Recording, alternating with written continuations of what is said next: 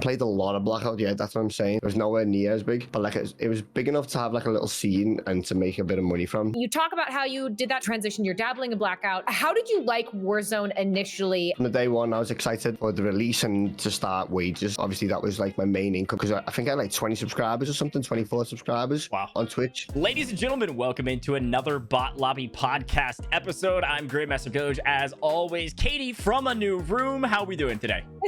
Good.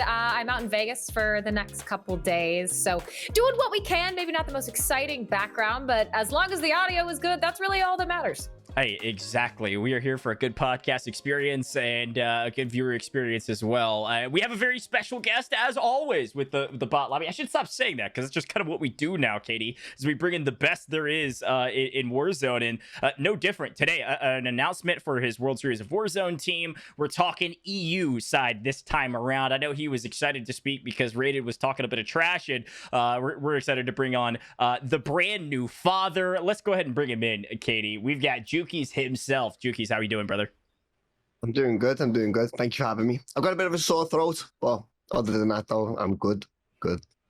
Yeah, you've had some pretty big life changes as of recently. I know that your Emily just gave birth to Elijah, and that seemed like a whole ordeal. I was watching the tweets, right? First off, congratulations, but how was that? How's Elijah? How's Emily? How are all you guys? Well, my life's been changing for the past 2 years, but it hasn't stopped changing non-stop. But this is definitely the biggest change. It was the scariest change, but the way everything's been, it's gone pretty good, gone well. So good, it's amazing as well. It's the most amazing feeling ever, just having a baby. Yeah. I was gonna say, I mean, that's gotta be like, there's so many changes from work to streaming to being a Warzone competitor to winning massive tournaments, but bringing a child into the world and becoming a father, it's a whole another thing. You know what I mean? It is. It really is.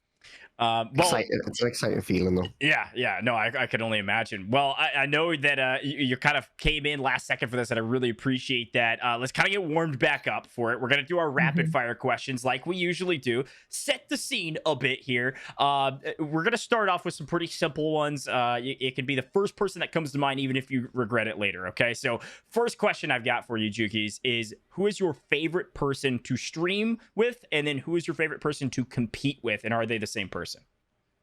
Compete with? Yep. Lennon. Sure. Yeah, for both questions, actually. For both questions. Okay. Stream and compete with. I like it. All right. Favorite streaming moment? Favorite streaming moment? It has to be winning the Syndicate Sundays, the first major, the 100K. That was definitely my best moment ever. On stream. Yeah, that's a great one. 25K, I think it was. We won. Yeah, that's not too bad. And I'd never won it like much in my life there. So when you got like hardly anything in the bank, that's kind of big. You know what I mean? Yeah, like the early in your career, 100%. What was your favorite meta of all time in Warzone? Favorite meta would have to be the Kilo MP5. Yes. There we go. That's the answer, GOJJ. I'm sorry. No other answer is right except Kilo MP5. Right. People like to see me with the AMAX, but I just felt good with the Kilo. I think everyone did. Yeah, no, absolutely. I got ripped out of the air with a Kilo from Rated earlier yesterday, so feel that. All right, Katie, next one. Favorite competitive moment? Favorite competitive moment? Could potentially be the same as the other answer, but... I think that might be, it's the same as the other answer, yeah, for sure. Yeah. I mean, the Royal Ruckus win, that was quite good, to be honest. What would have been the best, though? What would have been if it happened, if it ever won the Warzone Wednesday? Oh, yeah. I lost by 1 kill against Aiden and Mutex, I think it was. 1 kill? Oh. Well, the question, the next question was your hardest loss. Was that the hardest loss that you can remember, or were there some worse ones, considering you maybe still won a bit of money? That's probably the hardest one, even though it wasn't that hard to take in, because at the time, everything was like going amazing. Even though I lost, I could just look to me right and look at me stream, and it was just going crazy. Yeah. So like, even though I lost, but because it was a winner take all as well. So second place got nothing, and first place got 10K each. Wow. And so I was like, that was definitely the big dagger, but it was alright though. I got over it straight away. Yeah, that's still a tough one. Okay, so your least favorite duo to compete against? Least favorite duo. Oh God. See, I like competing against them all. Like I'd rather play against all the top ones, but like I don't. It's like I don't know how to answer that question because. Do you mean like who's the hardest to compete yeah, against? So you're in a 2v2 and you really see that you play in this them. team and you're like, oh no, please no. It'd have to be Tommy and Almond. Yeah, it'd have to be them too. I think that's been 99% of people's answers. Fair enough, but I do like that answer of like I like competing against them because it's a good matchup, but it's the hardest. That's fair. Yeah. All right. Yeah. Do you have a favorite competitive format in Warzone? I love custom games. That's where my heart is, definitely. Trios for sure, yeah. I do like those as well. There hasn't been too many hosted, but when I do play them, I like them too. But on Caldera, it's a bit it's a bit iffy. It's a lot different to last year, but it's still my favorite. It's still my favorite game mode to play. All right, last one. If you could have any dream brand deal, who would it be that you can talk about? Nike. Yeah. Nike. By miles. Yeah. I will one day. Yeah, that's one of those long-term kind of like everybody dreams about. Yeah, I mean you're wearing it right now. I love that. That's incredible. We've gotten Nike a few times though, haven't we? Yeah, I mean every day. Yeah, it's the whole branch outside of gaming thing. Like touches all other spheres of entertainment and sports and really is a lifestyle brand. So I love that answer. Well, thanks for kind of entertaining us with those rapid fire questions. We're gonna start off pretty hot here at the very beginning.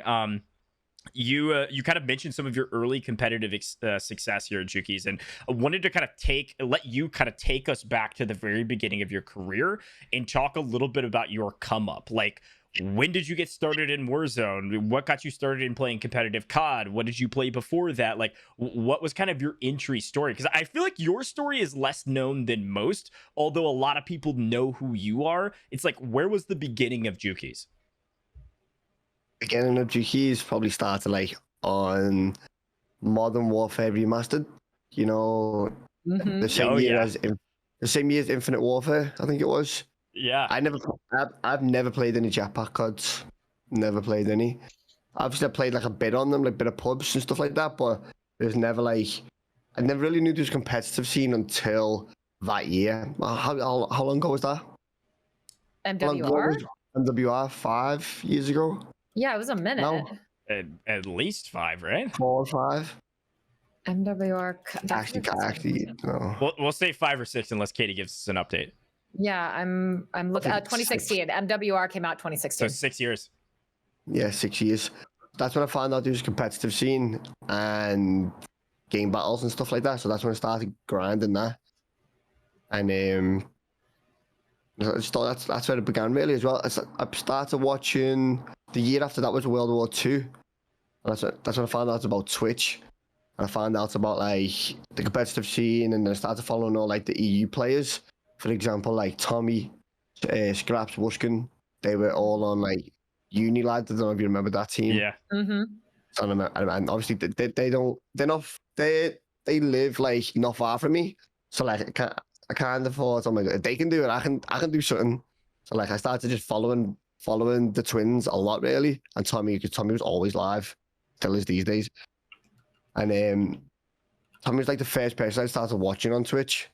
So when I was watching Tommy just do his thing, I completely stopped watching TV and stuff. Yeah, I just started watching Twitch, and I think I've been the same since. I just watched Twitch and a bit of Netflix, and honestly, yeah, that's it. I just came from the bottom. Like I remember starting me Twitter and stuff like that. I think it was 2016 as well. No followers, didn't know anyone in the scene. Literally no one in the scene, and that's it. That's where it began, really. Wow. Did you find it hard to break into the scene in the sense of meeting people? Because I know you just said you didn't know anyone, you knew of people, but how was that? Because we know sometimes it can be kind of hard to be the new person on the block, especially when it comes to streaming or something like Warzone. How did that happen? You just kind of got to get your name out there. Like these tournaments that get hosted, game battles were pretty popping off at the time. Because obviously this was before the BR, by the way. So like, I didn't even know the BR thing. Like no way, like you all load in as last alive and stuff like that. I didn't even know about all of that until Fortnite, to be honest. So I wasn't really much of a gamer before then. So then when I seen like that whole like format thing of a BR is so sick, and it like you all load in together, last one alive. Like it's pretty cool, you know what I mean? So like I played a bit of Fortnite. Wait, there was Fortnite was just before Blackout, I think it might have been. Yep. Yeah, did you play a lot of Blackout? Played a lot of Blackout, yeah, that's what I'm saying. So like that's where I started to get my name out there a bit. That's when I started playing like Checkmate Gaming, CMG. I remember my mum was a bit sick, and I had to like look after her and stuff like that. So I started playing all day, every day. That was in 2019, I think it was. And then I really wanted to start streaming because it was all I'd done. It was just game and just watch streams. My guy Tomo, he helped me get set up on a PC and stuff like that to stream. I was playing on the PlayStation, and I was playing wages all day, every day, because that was the only income I had. I'd never been on like any benefits or anything like that. You don't get paid for looking after your family members as well for care. I don't know if that's changed, but you didn't then. Obviously you do it for free anyway, but like if you're giving up work, you expect to be paid from the thingy, but you never. So I had to like bring money in somewhere. So I was playing CMGs and $1, $2 CMGs. I was playing like the guaranteed tournaments every night. It was like a $50 guaranteed. If you win that, you get $25 each. That was the highlights of my day or my night.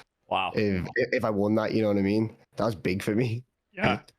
Because that put like I kind of make sure I profit every day. I was never silly with the money. Like I'm a bit silly now, but I was never that. I was never then. I was always like, I just always keep it like 1s and 2s and a bit of freeze. And even if I went up like $15, like from wages, I was happy. And I was streaming, so I was happy with that. And that really got my name out there though, but because I was winning a lot of wages. And by the end of the year, I think like I was one of the top players, I say, on Blackout. Don't know if the guys agree, like, but yeah. Yeah. I mean, I was pretty good at it. I won like 2 elites. It would have been 3. It would have been like 2 in a row with Otter Eyes. But we lost in the final. But I was on 300 ping. Oh, 300? Yeah. In a, that would have been a back-to-back elite. Yeah, we'll get onto the EU ping stuff. We're going to talk about a lot about that, but incredible story so far. I mean, like, these are things that like I didn't know, and I know a lot of probably people in the EU kind of the EU world kind of know your story better than I do. But that sense of urgency of kind of a hey, I have to win is certainly something that can help people get really, really, really good at the game. It's like, hey, I mean, I've got to, this is my income, and I'm kind of taking care of my family, and that's a huge point. Talk to me a little bit about. We'll get into the Warzone days, but from the Blackout scene, as you started grinding Blackout and seeing your success through wagers, etc. Who are the other top players in Blackout? I mean, I know probably Otter's in that category, and a lot of kind of those OGs as well. But who are some of the other names you were always competing against? Finesse, and he was pretty good. Yeah. He was pretty good. Scumming wasn't that good though. Well, Scumming was like 14 or something, right? I just remember playing him all the time, and I can never get over how good he is now. Yeah. To them, it was just funny. Who else? My Apple, of course. Tommy. Tommy was always good. Anxian, don't know if you know about that guy. European kid. Yep. Exams are pretty good too. God, I'm trying to think. Brett Jump, Rhino Bino. Don't know if you know him. These are like OG Blackout players. Yeah, I love it. But they're pretty much in the scene. I think Brett Jump might even be an admin on CMG now. All stuff like that. Devera, him. Yeah. Who else? Who else? Who else did I compete against? I can't remember because it was never as big as what this is. Sure. Warzone. Right. It was nowhere near as big, but like it was big enough to have like a little scene and to make a bit of money from. You know. Yeah, and it was like Right. the foundations of the Warzone scene. Like, not everybody in Blackout came into Warzone and had some massive success, but a lot of people did, at least from the competitive scene, because they had a lot it of was a time to launching build pad. up. Yeah, definitely a launching pad, and the people that got in early, like Yeah. yourself, a huge win. So, Katie, you can kind of take us to the next question, but looking forward from Blackout to Warzone is kind of where I want to go next. Of like, hey, what did that look like, right? So, Katie, take it away. Yeah, so you get into Warzone, and really quick, and this might be a question that you have a well-known answer for. This is something that I'm not familiar with, but how far back does Jukeyz as a gamer tag go? Is that always what you were? Was there an evolution of this? Did this happen in Blackout? Did it happen in the jump to Warzone? Like when, or were there iterations? Like how did you get to Jukeyz? Well, when you're like you're a bit younger and stuff like that, game tags look cool. You got to make sure it looks cool. You know what I mean? Because, Yeah. and clean. You don't want any like, like say Jukeyz like 2 E's in it. You don't want none of that, or like a dash or an underscore. Like you just don't Or want like that. You know what I Fluffy mean? Hippo? Yeah, I mean that's for me right now. That's pretty gangster, to be fair. Like Fluffy Hippo is a sick name now, but back then when you care about the game tag and stuff like that, I was just always looking to find a clean name. And on Xbox, I can't. What was my name before? I didn't want to say my name before Jukeyz, but I was just typing it in. Like on Xbox where you can type like the name in and it gives it's like a tick if it's allowed or if no one's taking it. I used to just sit there all day just typing names in. Wow. Just You like, were really thinking about this. oh yeah, just one day I knew I was going to be big in this. No, it wasn't even like that. I actually never had any intentions of what I've got now, by the way. But yeah, now I was just typing it in, and Jukeyz worked, and I was like, that looks good.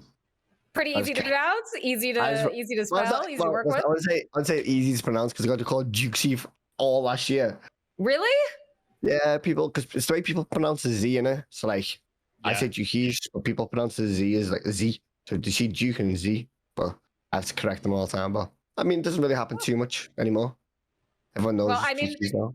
I think a big part of that, right, is what you just said. A lot of people are getting it wrong now because while you may have never expected to get where you are here from all of your hard work. You are in total Warzone earnings. We're talking Caldera, Verdansk, Rebirth, everything. You're 8th. You're within the top 10. You have $264 roughly $1,000 earned just in prize winnings. You're one of the most well-known names. So you talk about how you did that transition. You're dabbling in Blackout. You get into Warzone, and how did you like Warzone initially, and when did you feel that the momentum in your stream was really starting to build? The day one, from the day Warzone came out, from the day Warzone came out, it was just on an uphill thing. It just wouldn't stop. Literally from the day one. From the day one, I was excited for the release and to start wages, because obviously that was like my main income in my head, because I think I had like 20 subscribers or something, 24 subscribers on Twitch. So like my main income in my head was make some money from wages. It's going to be popping off. Me and Delio, I was thinking like me and Delio are going to make sure we're on 2v2s all day, 1v1s if he's not about. We're going to make some money. Yeah. So that was it really. And I started getting hit up by like I was dropping kills at the start of the game, like bombs constantly, and I was posting them on Twitter. I think I was posting on Twitter like how good I was playing and stuff like that, and I was followed by a few content creators like from Facebook and YouTube and a bit of Twitch, and like decent sized ones. Don't even know Simsy. Yeah. Mm-hmm. Yeah, Simsy. Yep. He was seeing them and he was hitting me up every morning and stuff. So I used to make sure I was up at like 8 a.m. to get online with him. So I used to vibe with him as well. Like he's hit me up on Blackout, and obviously for me being so little and him being quite big at the time, it was a good opportunity for me to get my name out there really as well. And not only did I get on with him very well, and he was really wanting to support me as well. And he just used to say to me all the time like, like you're gonna be you're gonna grow massively. And I was like, so he used to just always gas me up. So I used to just always play with him. Yeah. That was good. And then I think was that the year the franchise was announced? For Was that the year CDL? that the CDL? Yeah, was it 2020? That was No, MW. It was 2019, Yeah, wasn't it? yeah. Yeah. So it was already out by then. I remember he used to say to me like, "You're going to be on the Ravens one day."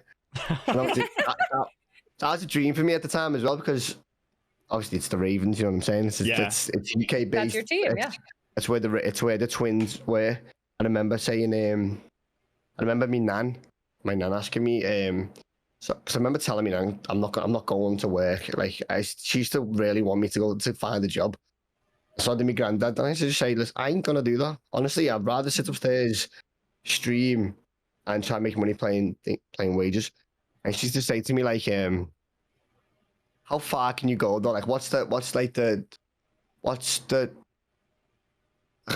she used to say? Like, where's like the thing, like the where you'd stop? ceiling? You know what I The mean? ceiling? Yeah. the Yeah, ceiling. yeah, you know what I mean. And I used to be like playing for the Ravens. This was January 2020, 2 months before Warzone came out. Yeah. And I used the Twins as an example because they'd just been picked up by them. I was like playing for them, like that's. And I remember saying like it's a bit far fetched and it's a bit unrealistic, but like that's the top, you know what I mean? And then like I don't know, 7 months later, I was signed by the Ravens. 8, 9, signed by the Ravens. Insane. This is such a cool story. So let's talk about that signing in particular. You start popping off in Warzone day one. Really, there was only a few names at the very beginning of Warzone that everyone started flocking to. And obviously you had a little bit of this kind of like EU clout too, of like, hey, I'm an EU-based player. I'm one of the best in the game, and I'm grinding like a lunatic, right? And so, like, I mean, seriously, because that's what you needed to do. I was grinding like a lunatic. Yeah. I was, yeah. So you get picked up by the Ravens. What was that like? I mean, obviously it was incredible, but what was that process like? Were they like, hey, you're going to be a big content creator, we want to grab you early, or hey, you're popping off, we want to grab you as part of our team? Like, what was that like? And a bit of both, you know, a bit of both, because like this whole Warzone Pro thing, I don't even think it's a thing yet. You know what I mean? Right. Like to me, a pros like the CDLs, like the CDL players being in the league and stuff like that, they're pros. To me, like this was, and even back then as well, like we kind of didn't know what was going to be the future of Warzone. Even still to this day, like I still hope that there's going to be like some sort of league, stuff like that. I know people still call us pros. You might even catch me calling me myself a pro one day, stuff like that. But I don't think we're pros yet, though. I think like get us in a league and stuff like that, and then that's when you can call us pros. But yes, there's Pat. Yes, Pat. Jukeyz says hi. He says hi. That's amazing. Perfect timing. Yeah. So there was this idea of like, hey, these are the top players right now, and we want to be a part of that. You know, even probably CDL teams were saying, hey, what does that even look like to have like a team and as a content creator? So you were signed as a content creator, but you were competing, and that was your game, right?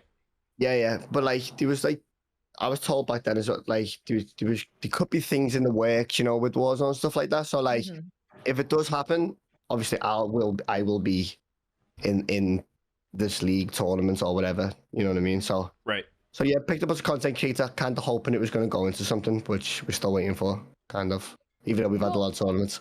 I mean, you joined Ravens, but you're also with RedBull and LG. And RedBull, you're drinking it right now. You had the hat on with the tweet about your kid. Like that had to have been crazy, right? To have RedBull approach you. How'd that happen? I could just sit here and just laugh at my life. I like how crazy it is, to be honest, because like I don't even know what to say about it. Hey, yeah, RedBull, right? Even crazier than the Royal Ravens, to be honest. I don't even know. I can't even put into words. I don't know. I actually don't know how it happened. I just woke up one day, and the next thing you know, I just had everything. RedBull is like the best ever, to be honest. They're like my team with RedBull. They're like really good to me. They really look after me as well. And then like also like the other athletes and the other gamers that we've just had one, and we got a new one. Everyone's just amazing, to be honest. Amazing though. Like a big. I'm not really good with like. What's that way? Like, if you don't know people, but there's like a group of them. Say there's a group of people, like walking over to them and just being like, "Hi guys," Networking, like Extrovert, schmoozing. yeah. I'm not the greatest with that. Yeah. I'm not. But everyone at RedBull really is. You know what I mean? So like, they always make you feel welcome and stuff like that. So like, you never feel awkward or whatever. They're just like a family. You know what I mean? Like a really close family, and you just look at, and they make you feel good and stuff like that. And they really care about how you feel, and they really help you a lot. I love RedBull. That's amazing. So I didn't even answer the question. I didn't ask how crazy it was. Sorry. Oh yeah. Sorry. That was mind blowing how that happened. To be honest, because do you follow football? Yeah. Anyone? Yeah. Trent, who played for Liverpool. Yep. Mm-hmm. I support Liverpool, and he's from where I'm from. He's with RedBull also. So like, to even think like I'm even part of like the same thing as him. It's just the most mind-blowing thing ever. And like, I think he had like an effect of them maybe signing me or something. I don't know, but that's crazy. It's crazy that I'm with them, to be honest. Yeah, the kind of integration of non-gaming or non-gaming specific brands is always a super fun thing to see creators kind of get involved in, whether it would be something like a Nike or a Red Bull or what have you, like clothing brands, etc. Like gaming is growing in that way pretty dramatically. So super cool to see. You've grown, you've had a lot of success, you've won a lot of money in Warzone. There's no question about it. And you're representing the Royal Ravens. We're going to talk about World Series of Warzone next. Before we get there, talk to me a little bit about the Warzone tournament scene in particular. We talked about your favorite format, but like when we start thinking about your success over the last, hundreds of tournaments that you've played, I mean, what have been kind of some of the best parts about Warzone and some of the worst parts about Warzone? Like whether it's the people, the formats, the way things are structured. Give me a little bit of inside scoop on your brains there. People are fine. People are cool. I like people. I probably come across that I don't really like many people, but actually, when I like someone, I love them. You know what I mean? Yeah. So like, so the people are fine. The people are fine.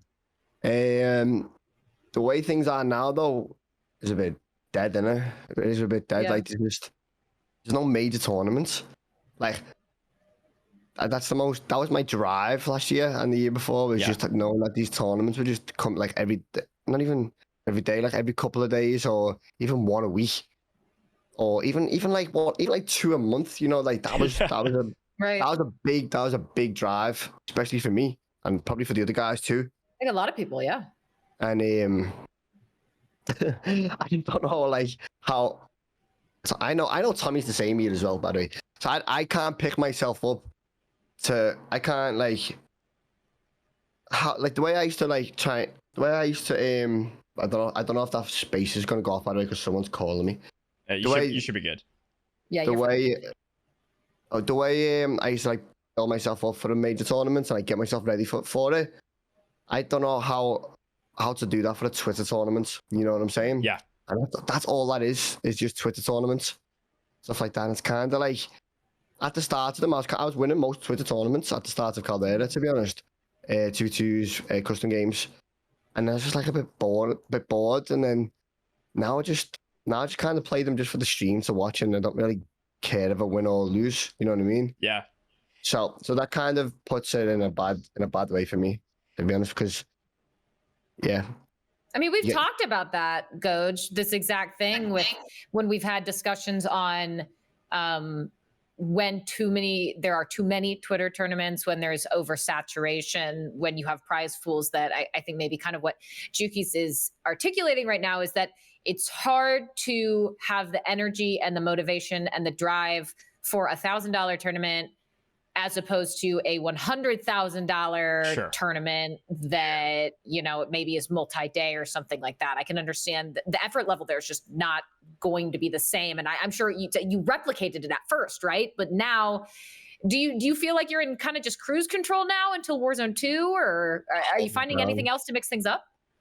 I was holding it down, really. I played a bit of Vanguard 8s. That's a bit fun. That's a bit fun, but even then, you don't get the same Jukeyz as like a 100K tournament. You know what I mean? Like, yeah. And it's even showing this year. Like I've played a lot of Twitch tournaments. I don't know how many I've won. I don't know how many I've lost.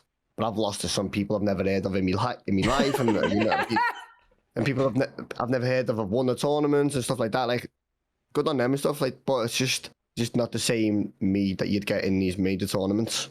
Yeah, and I've shown it. Like, if you look at the majors I played this year, I don't know. I'm like, what? How much have I got in this on this game? Like 50k, 60k, or something. Yeah, at least you're up there near the top. That's with me with me like not even enjoying the game and hardly any major tournaments. So yeah, I've got you at roughly 55k, top 5 overall earned. Behind Fief and behind Noobs, Tommy and Almond, of course. But well, and let's kind of jump into this. I mean, this is kind of to ramp back up the energy a little bit. I mean, we got a $300,000 tournament coming in like a couple weeks, right? So you've been grinding. You know, you've got a child. You've been grinding Twitter tournaments. You've been saying, hey, we're playing the Twitter tournaments for content, right? Like, my version of creating content is competing. We're gonna compete even if it's a lower level for the people at home to watch. But World Series of Warzone is coming in totally different. You got $300,000. It's customs. It's trios. Like, this is Jukeyz at his highest level, playing in a really big tournament. And you just had the announcement an hour ago on time of recording this. It's you, and it's Lennon, of course. And then the third, a surprise to some, but not everybody who knows who this is, but Oki comes in as your third. Talk to me about that trio, Jukeyz, and kind of what went into that decision. Well, obviously Lennon's the boy. Yeah. We all know how good Lennon is, and he's my guy. Got to be with him. And obviously, I think everyone knows who the third would have been, but like, he's on something else though, so he's doing something else. So we are left with another top player, Oki. For sure. Have you played with Oki before? I've played a few with Oki. Like, he's good. Like, he's really, really good. He's won a lot of Twitter tournaments. Yeah. And I know these Twitter gamers, and they love Twitter tournaments, so they get pretty gassed up with them. So like, he's kind of on the hype as well. So I hope we can just take it into like the big games with the big money, and he can be the same player. So yeah, that's so big. Like, if you can be the same player, if you can be, how can I explain this?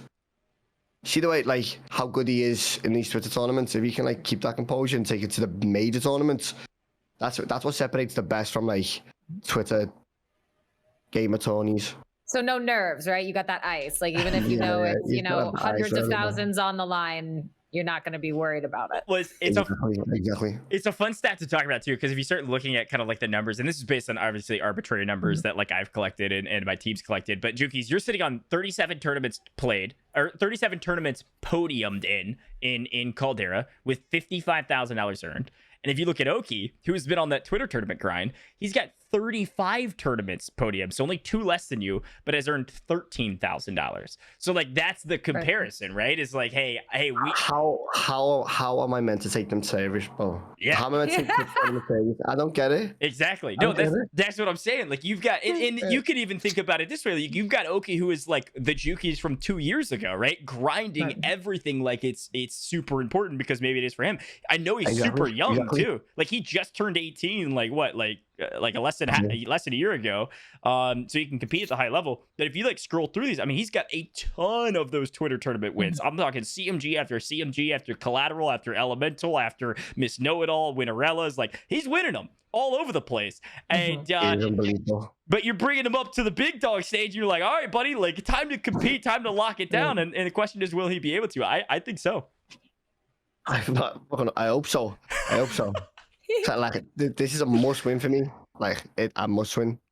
But I wish it's like the Rising Stars. Remember the Rising Stars? Oh, yeah. Stuff like that.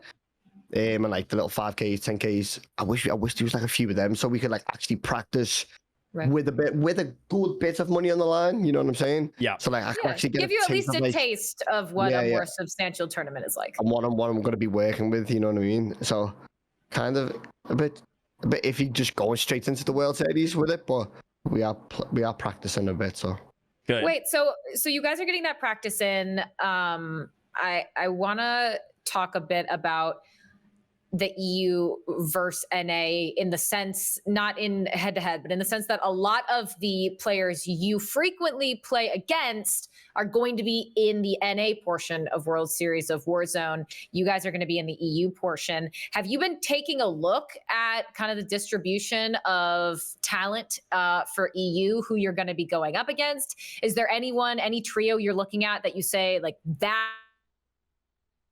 Oh. Trio is really going to be the trio to beat? She's back. Am I good? Am I alive? Am I alive? We're good. Yeah, Great yeah. question. We lost you for a second. No, we lost you for a second. Sorry, what trio did you say?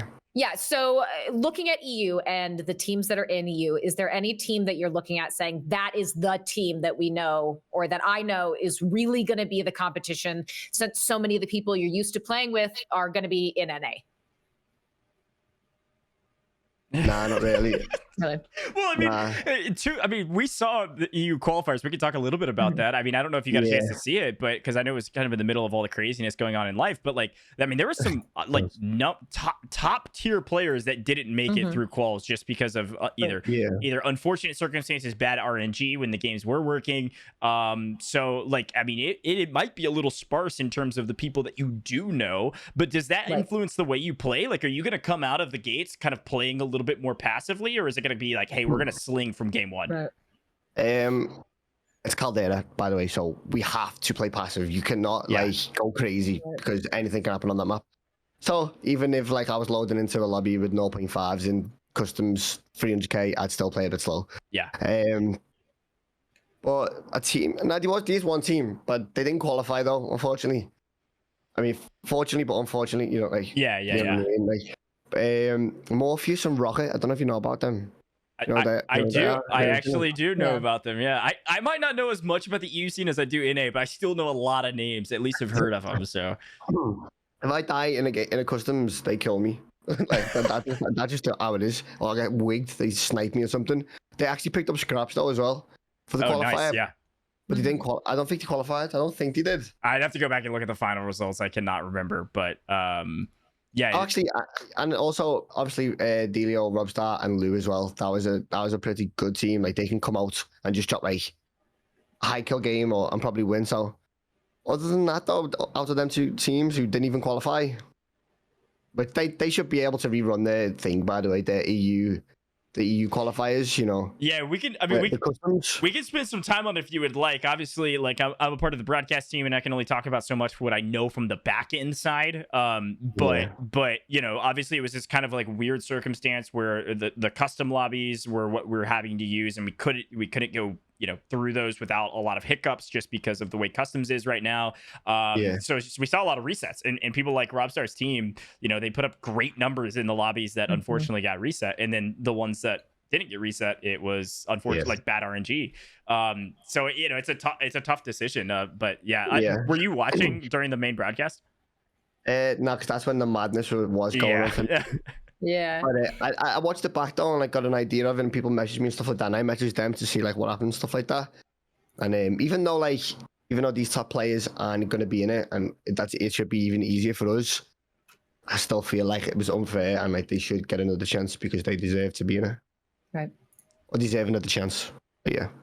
Yeah, it certainly is a tough position to be in. Even from I know everybody behind the scenes too was like super frustrated as well. Of like, man, we wish we could provide the optimal experience for the players. So not sure. I have no idea if there's any updates on that. They've actually took custom games out. Oh, have they? Yeah. Yeah. And I'm going to talk a little bit more about that after kind of our section of like what I do know and what I can share of like what actually happened. I think most people understand like, hey, they do whitelist lobbies first, and then if that doesn't work, we have to go to customs, and that was kind of the thread. But okay. Last kind of question in this category then. We talked about EU and NA, and we talked about the differences there. We could probably spend a long time talking about kind of EU support comparatively to NA. But I think there's the looming question out there, especially with that other person that we didn't name that may be playing, actually I think it was already announced that may be playing on the NA side rather than the EU side. I mean, would you ever consider following that same thread that maybe FIFA is considering right now of like, hey, starting to play more NA stuff and either moving or flying over for some of those events? Like, is that something that has ever been on your radar? I probably would have done it like a year ago or something, or maybe even 2020. when everything was hyped up to the max. But I got a sick mum, and it's all like kind of it's fine. I find the hard a distance from her. Even now, like just not even living with her, just hard. So I could definitely not see myself moving away because it's my mum, and so I want to be there. But I want to be there for her as much as I can if she needs me. So yeah. So that's out of the question for me for now. Yeah. To be honest, even though I'd love to.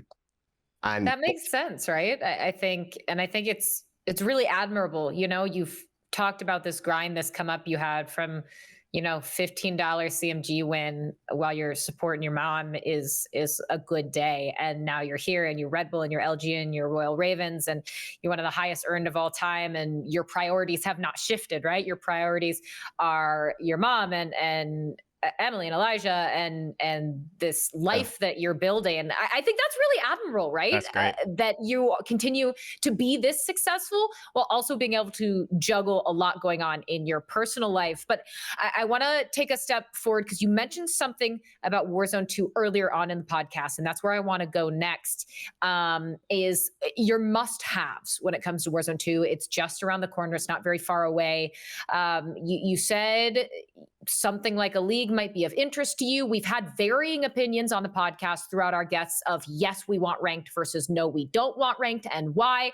So when you look forward to Warzone 2, what is most important to you? And is there anything that you really don't want to see as well? There's nothing. I just don't want fields, trees and stuff. Make sure that's not in W2. A league, that'd be the best thing ever, to be honest. That would be the greatest thing ever.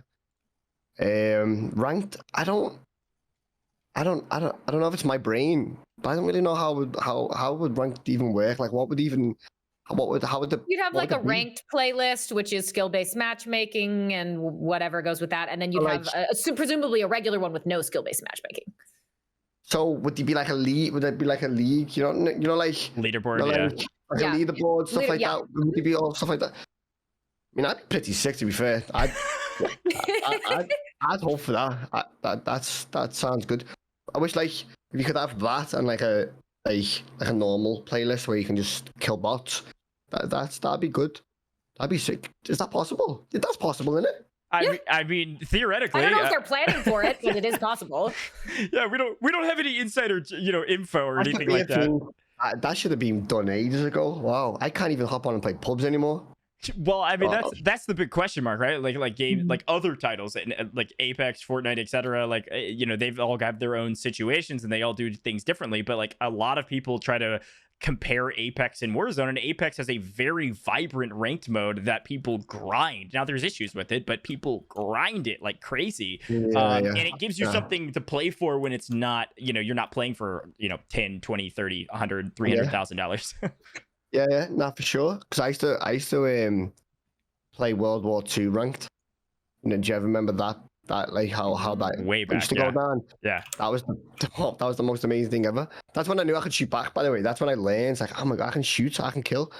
I remember playing against like all the top players. I remember being like one of the highest. I can't remember what it was called at the time, but like always playing against Swanee, B-Sport Josh, Swanee, B-Sport Josh, Scraps would be in there sometimes. I remember my first engagement with Scraps. Yeah, I love him now. Like me and him are good mates, but now, by the way. Like my first thing with him, yeah. I followed him, idolize him, still do idolize him. And this one time he got in my game and we were on the same team. But like I think I went downstairs while my game was searching and I came up and I'd been kicked from the lobby. So I was like, no way. I didn't know I was in the lobby with him at this point. So I just went downstairs, got up in the lobby, got kicked. Came up, went on Twitter, had a DM from him. Like, don't search if you're not there. He was fuming. At me. I was like, oh, sorry. Like, blah, blah, blah, blah. And then the next day, this actually happened. Like, the next day, I got him on my team. Again, I got him on my team again. Sorry. Loaded it. He got kicked. So I went straight to my DMs and was like, yo, well, what happened? Like, I was waiting and you weren't there. You literally just said to me yesterday, you told me yesterday, like, if you're not there, don't search. So that was my first engagement with Scraps. That's so funny. We went mates after that. That's not how we began to be mates, but That was like the first ever thing. That was funny. So, yeah, I'll take that as a yes to ranked. More fun storylines, more reasons to grind for. You know, even if there's not a tournament, and I know we're kind of all in that waiting period. Well, all right. Well, we've kind of hit most of our topics here, Katie, and we've kind of heard the story of Jukeyz. There is one fairly important topic that we will finish with today, and then we'll have one question to kind of lead you out. There's been this debate on the timeline, Jukeyz, about CDL players versus Warzone players in multiplayer as well as Warzone. I mean, do you have a take on the debate on whether or not you think Warzone players could shoot back or no? No, I don't have a take on it. Okay. Incredible. So much about that. I'm like, come on, just doesn't even matter. Why does it matter? No, it doesn't. If it matters, yeah, Warzone pros go in the league. CDL pros come and kill people over here. Like, if that matters that much, just do it. But to me, it doesn't bother me. I love that. Well, all right, final question for us, and then we'll let you go. I know you're looking to go get some more sleep as well. I think I am anyway. I don't know. It might be a tournament in 40 minutes. Oh, you might be grinding a tourney after this? Okay. You're like, we're going to sleep after this, but there might be a tourney. Emily wants me to. I'm meant to be up for something at like 10 a.m. So I don't know. Well, we'll see. Regardless, I loved the story that you're able to provide. So thank you for providing that story for us. You know, it gives a lot of context to kind of who you are, where you came from, and how you got here. In terms of advice for other EU players, you know, people in the come up right now, Oki maybe is a good example of that. I mean, you've done a lot to put people on. Like Mama Hisoka was in here giving you a lot of creds. I mean, not that Hisoka necessarily needed you, but you gave him a lot of cred, and he's a great player. But for EU players that are trying to come up right now, do you have any advice? He needed me. What'd you say? He needed you? Yeah, but he needed some legitimizing when there was some people looking his way in maybe not a good favor. But regardless, EU players that are trying to come up right now, like anybody that's new trying to make their name in the scene. I mean, Oki was trying to do it through Twitter tournaments, and now he's got a spot with you in World Series of Warzone. I mean, what's kind of your advice to any EU up and comers? Any advice? God, I used to say the same thing all last year about just keep grinding. Really, that's it. Another thing as well, don't really tweet. Like, don't tweet out about how much you're grinding. Like, it doesn't really make an effect. You know, people out there grinding without saying a word, and then no one cares. Yeah. You know what I mean? Just keep your head down. Just keep grinding. People will see it. People will see it. Like, people will see your grind and see you improving and see you winning. Just don't add on to like your tweets. Oh, I'm grinding so much. I deserve this. I deserve that, because there's a lot of people that do deserve it. You just gotta wait for it. You just gotta wait for that opportunity, and once it comes, just take it with both hands, and then hopefully it goes from there. It grows from there. It's great. I like that. I mean, it makes sense, right? Keep your head down. Be humble. Focus on the goal. Don't focus on whining about something that you have or have not got yet. I like that. I think that's very wise, because a lot of the times it's pretty easy to use things like Twitter as kind of your emotional sounding board when you don't always need to. But all right, we've lied twice now about a last question. I pinky promise this is absolutely the very, very, very last one before we let you go to either play a tourney or go to bed, whichever way that coin lands. What is next for you? What's next for Jukeyz? Any content plans? What can we look forward to seeing from you in the months to come? Goodness gracious. Well, I'm going to win the World Series in about, I don't know how many days that is, like 9 days, I think it is, 10, 11 days. I'm going to win that anyway. I'm actually trying to get on a schedule, like a really good schedule. I've got like games coming where like I've just got a sponsor, so I'm going to be trying to like play with viewers a lot more and stuff like that, engage with my viewers a lot more. So I'm trying to really get in this good schedule. Don't know if you know about Benny Central. Oh yeah, I'm trying to get on the same schedule as Benny Central. Just have like this early morning stream, going into the afternoon, and then hop off, look after the baby. And if there's a big tournament or I'm trying to cut out the Twitter tournaments. Yeah, that's what's next for me. Cut out the Twitter tournaments, focus on my baby, focus on my content, focus on my community, and hold it down until MW2. Really, that's it. Incredible. I love it. Great party advice. Oh, you're muted. You're muted, Goj. I was typing and I guess I had a keybind. Incredible. All I was saying was amazing. Everything that you're saying. Really appreciate you hopping onto this podcast kind of last minute. Man, your story is amazing. Congratulations on Elijah, and we wish the best for Emily and Elijah and all of their health for everything going forward, man. And good luck in World Series of Warzone as well. You are an incredibly humble and obviously incredible Warzone player as well. So thank you again. We really appreciate it. Thank you for having me. Yeah, thank you. Yeah, thank you. Thank you. Yeah, we'll see you in the next one, bro. Bye. See you later. All right, see ya. All right, Katie, talk about an amazing guest. I mean, my gosh, Jukey's story. I love that story. It's so good. It's so good. And he is one of the only Warzone players that I know well that I didn't know his entire story. Like I knew most everyone's story, and I was excited to have them on so they could tell their story. But his was just different, and there was so much humility there and so much kind of like background info on why he is who he is today that one of my favorites thus far, there's no question.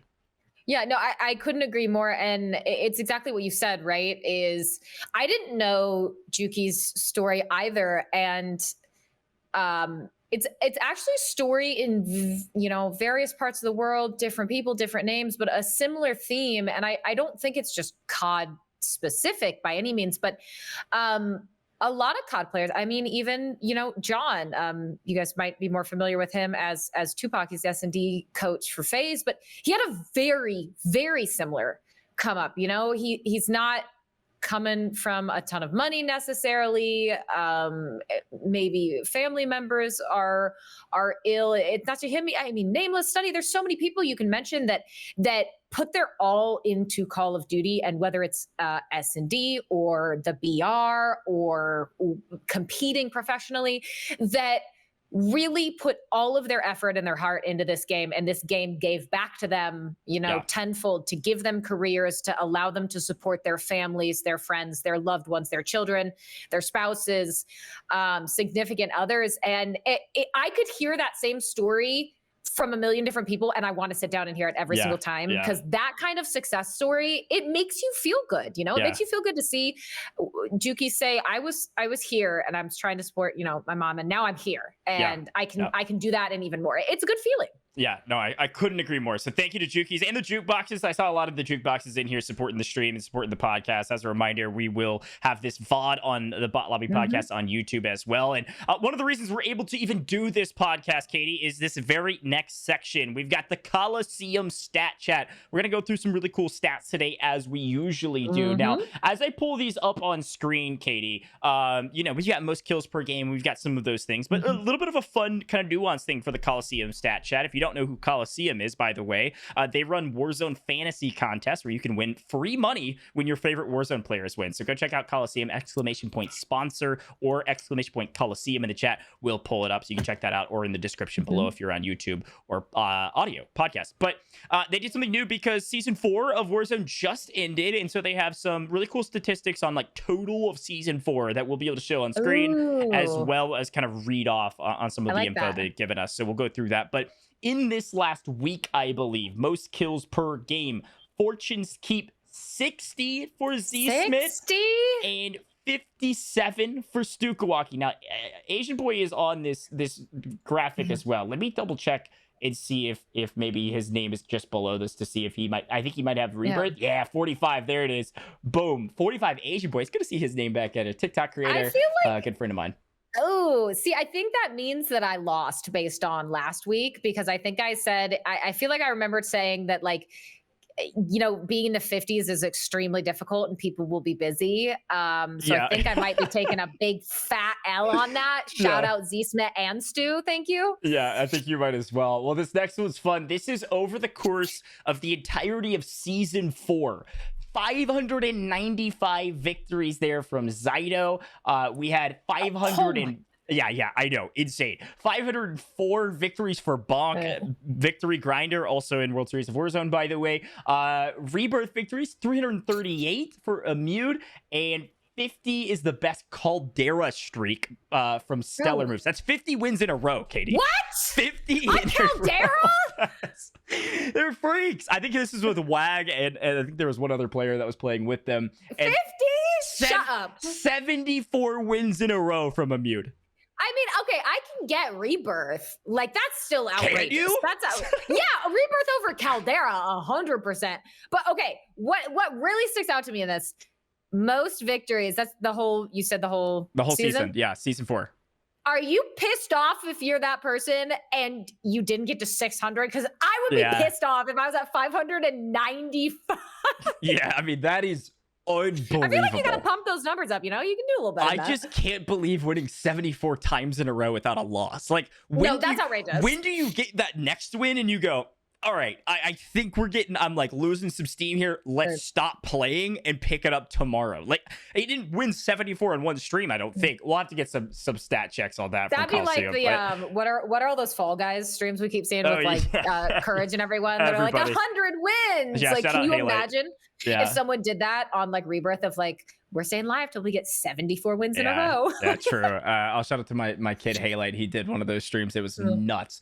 All right, next one. This is what Kolosseum does. They've got fantasy points. This is like the highest number of fantasy points from season. And actually, I think this might be for the week, but Biffle's at the very top, regardless. No surprise. Stukawaki at 2. This kid's been on that grind. I'm telling you, Stu just flies under people's radars. Like, he wins so many tournaments. I pulled up a stat, Katie. He's got like some of the lowest numbers of tournaments podiumed for people that are in the top 10 earned. He just wins almost every single tournament that he plays in, that he does podium in. Like, he doesn't get a lot of third and seconds. He just wins, and he wins a ton of money when he does it. Stu's disgusting. And I think one of the things there too, though, is like, Stu doesn't have an aggressive, loud, in your face personality, right? Like, he kind of just sticks to his lane, grinds, is extremely good, but you're not seeing Stu stirring up Twitter beef or like taking pot shots at people over wagers. And I think sometimes that means people can kind of overlook him a little bit, and that's never what you should do. Case in point,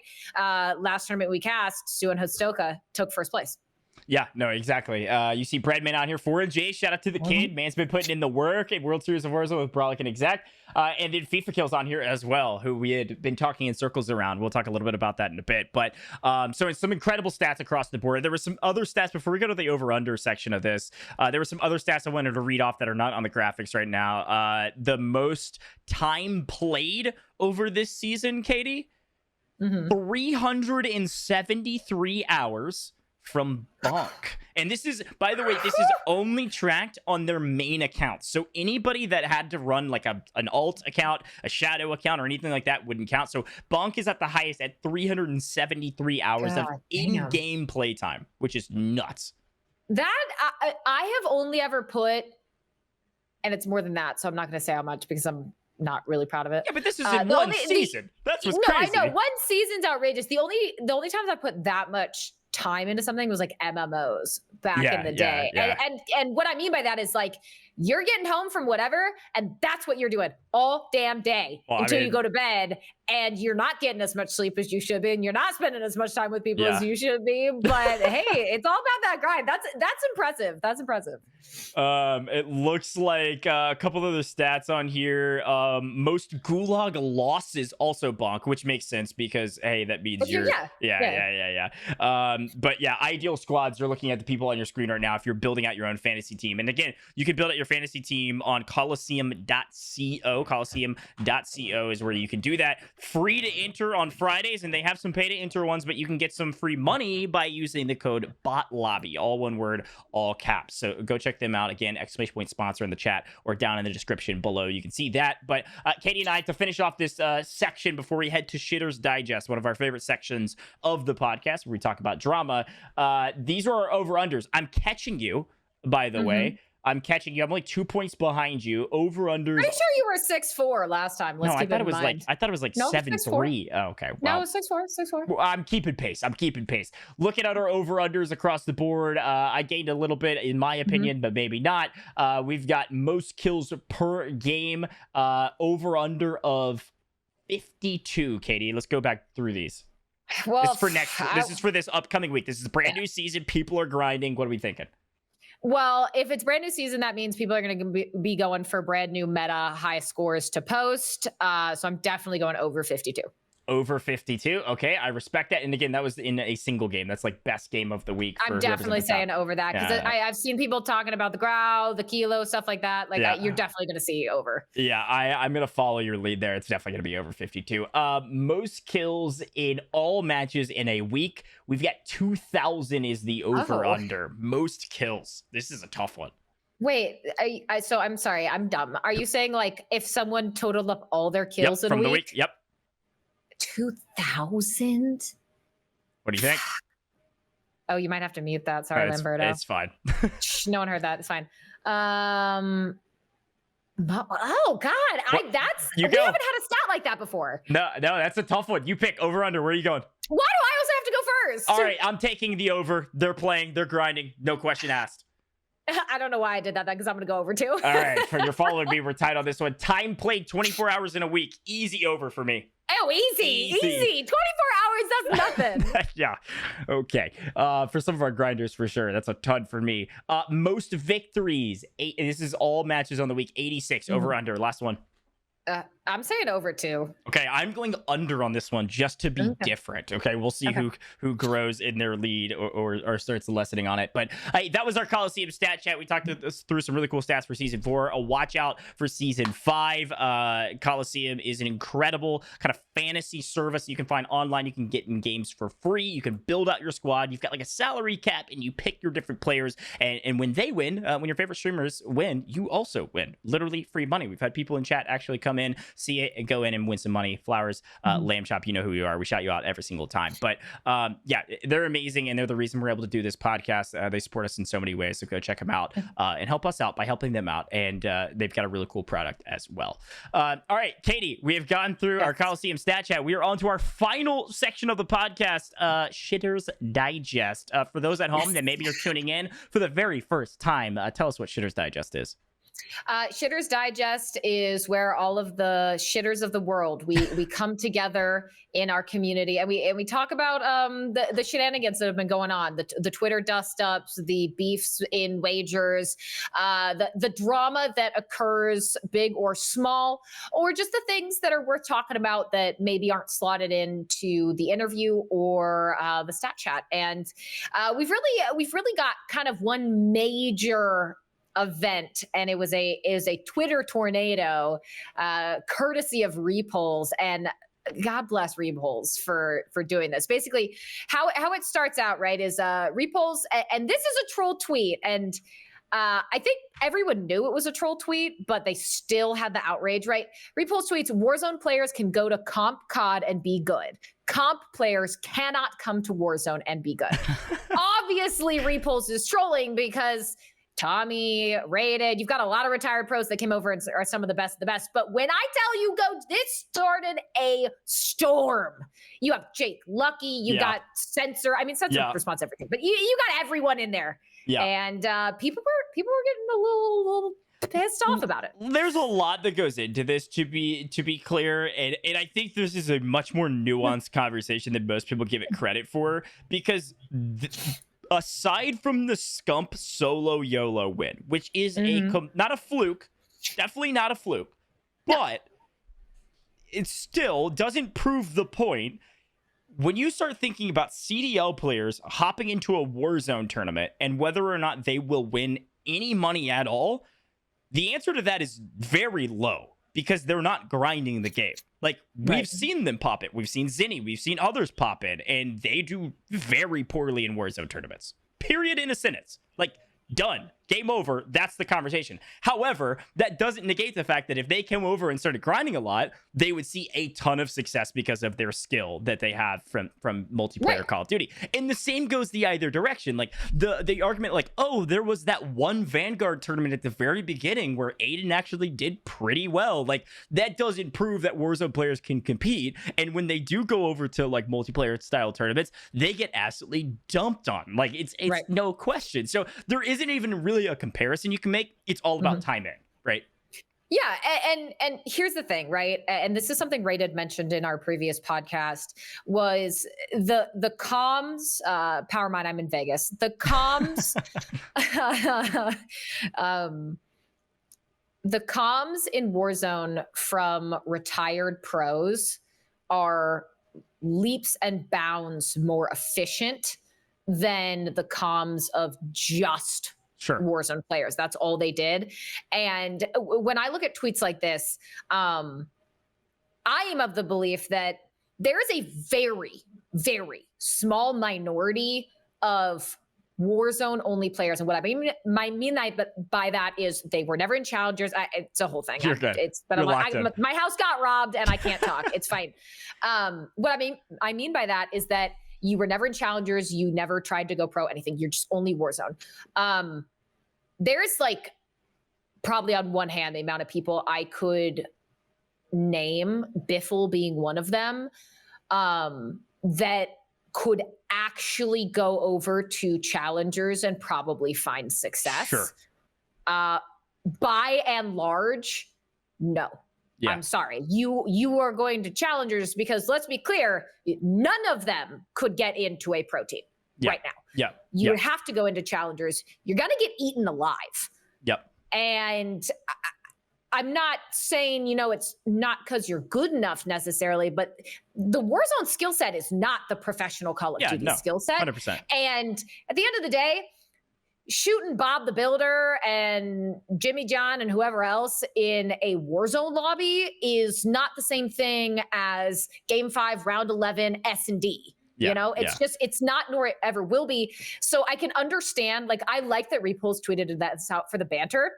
But I mean, even Sib was getting on Aiden's case because Aiden was tweeting at Sib, bruh, I would gun you, no troll, your ass. Yes, and I think Aiden's Aiden is one of those people, though, that I do say, if he actually wanted to go over and think about it and try, like John has played with him in hardpoint control S&D style tournaments, and Aiden does do really well.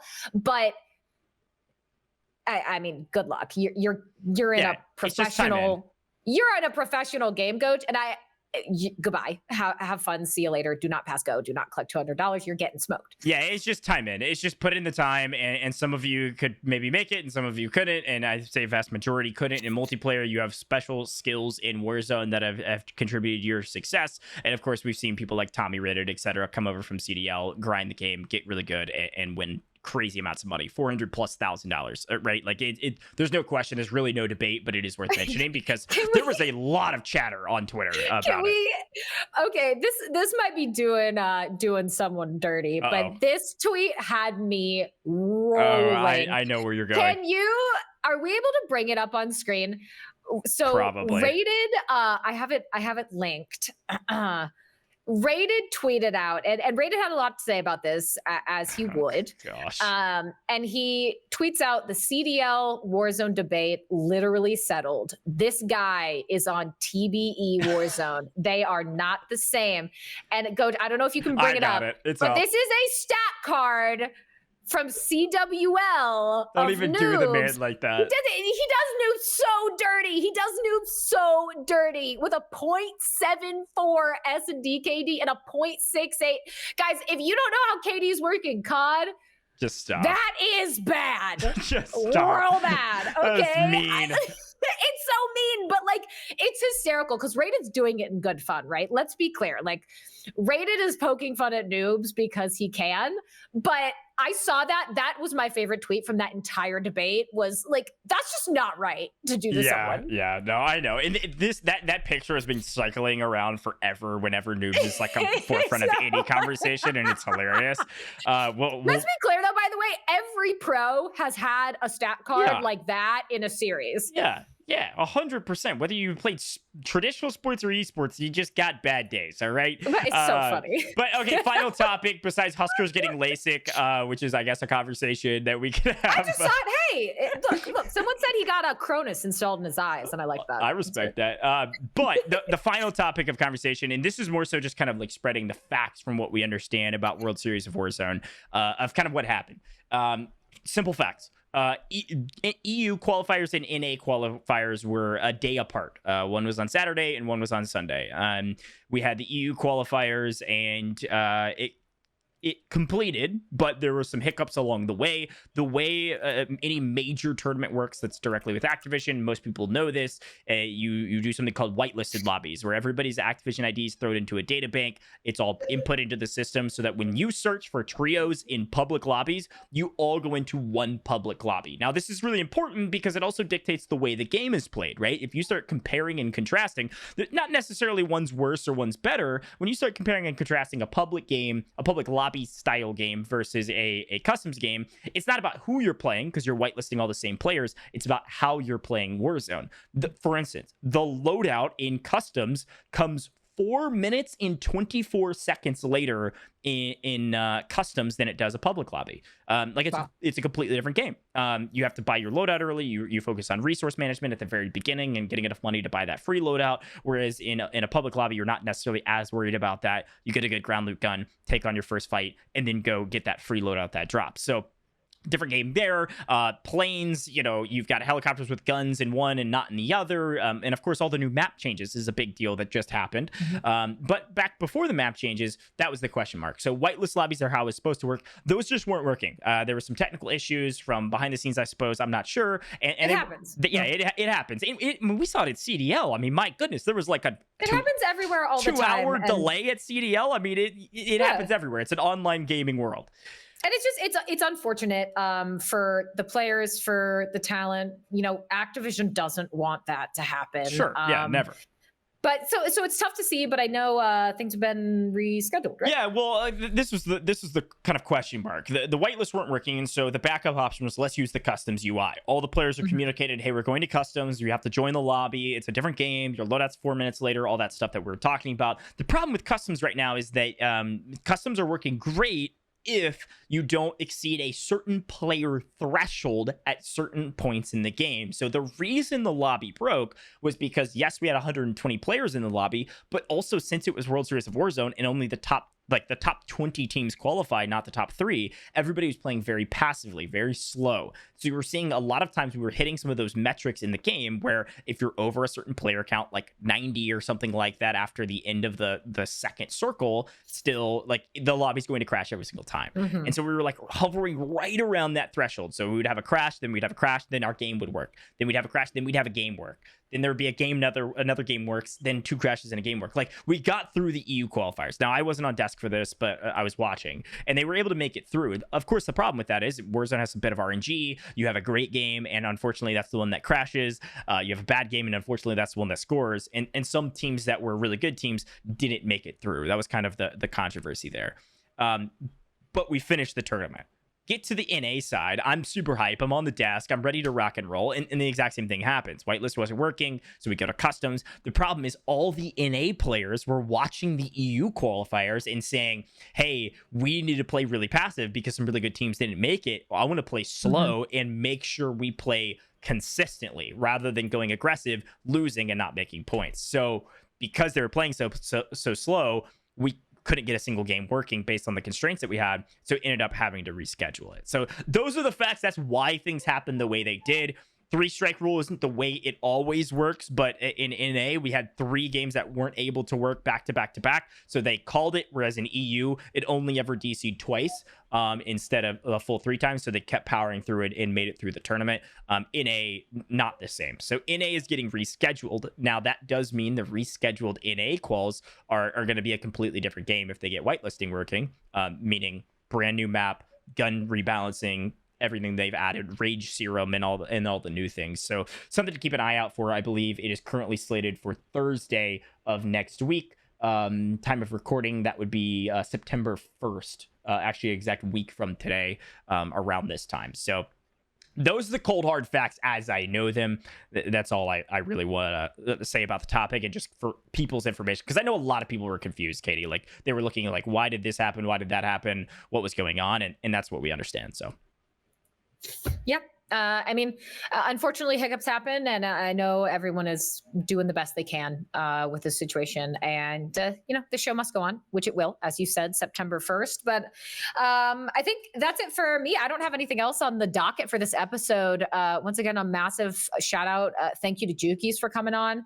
I know that we're still we're hunting down Scummin because he came to us, and apparently he's been moving for like 3 weeks at this point. So we're gonna lock him down at some point, guys. To look forward to Fluffy Hippo coming on. We will try to get Scummin on, and certainly plenty of other guests in the works. We're really excited about Warzone 2. That has been rumored / maybe confirmed. November 16th is when we will get Warzone 2. So all the hopes and dreams that all of our favorite guests have had for Warzone 2, we'll continue to see if that actually happens once it comes out. I know a lot of our guests are going to be headed over to Call of Duty next in about 3 weeks or so to be playing Modern Warfare 2 on kind of the initial release. So some really cool and exciting things in the future, hoping to get some more interviews lined up for some of those topics so that you guys can get a chance to listen in. But thank you so much for listening. I'm not going to draw the outro out a ton, Katie.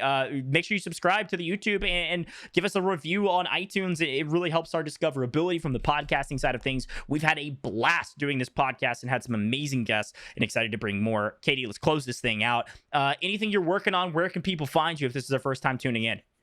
You can check out where to find me right below me in the wonderful overlay that we have. Got some stuff in the works for September. Nothing necessarily locked down, so can't really speak to it. But just, you know, doing my thing, having fun, streaming, getting ready for upcoming gigs. Just had a Valorant gig a couple days ago, which was a lot of fun.